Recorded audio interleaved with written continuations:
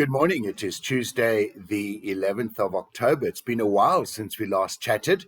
Been away on a bit of leave, but also had the Provincial Standing Committee week before, which has kept me busy early mornings until quite late in the evenings.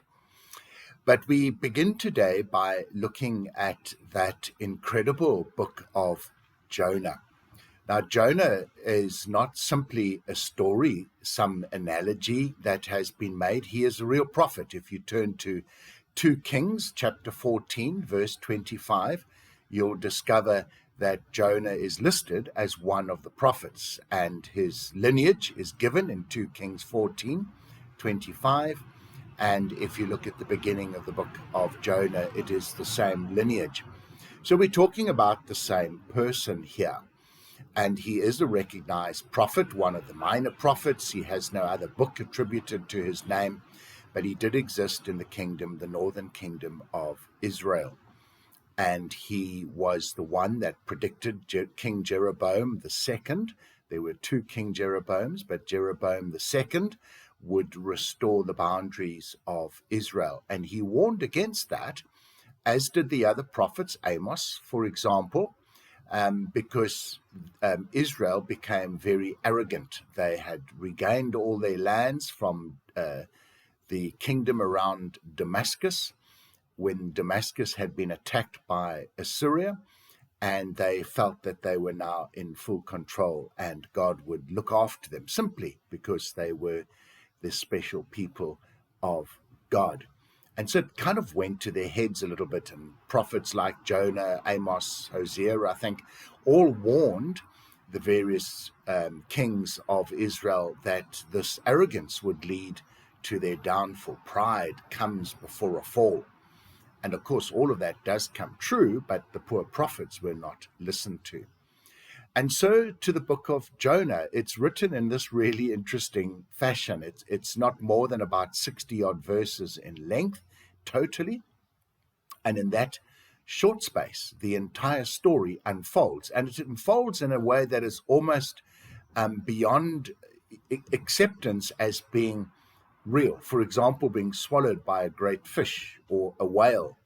How possible is that? And we have to understand that with God, nothing is impossible. But also we understand, and perhaps very importantly, that the style of writing, the method of writing in those days was not the way that we discover very much in the New Testament, and certainly the way that we use today, where we follow very much a kind of chronological pattern. We try not to use hyperbole or exaggeration. We always reference back to real events. In the time of the Old Testament where Jonah wrote, the style of writing very much was that you could structure the story in such a way and add elements in that would not necessarily disprove the story, but would actually help to show the future meaning.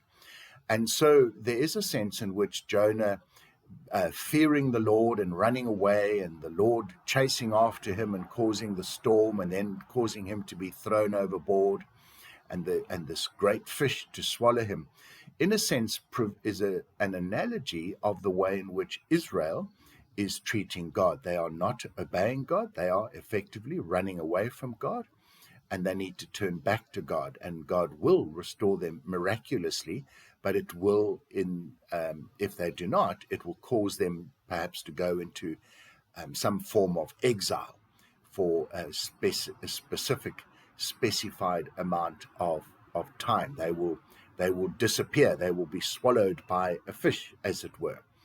And of course, all of that does come true. So we have to interpret Jonah by and through this understanding that the authors would often start the story, they would recount the past in a way that would help show what the future was going to depict.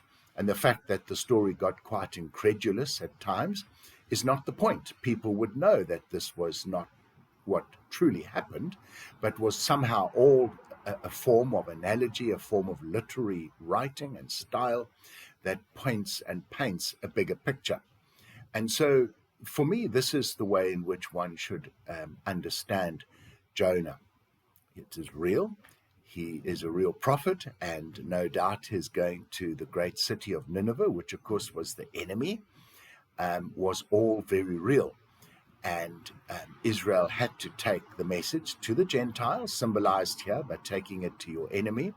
And Israel was not to be arrogant and run away from God and simply do their own thing, which is, of course, how the story starts, with how Jonah treats the word of God that comes to him. God will have his way, even if it means sending a storm when you're on a ship, even if it means that you will be figuratively thrown off the ship and then swallowed by a great fish and then spat up on the shore at the place where you're meant to be. God will bring about his purposes. And how true isn't that?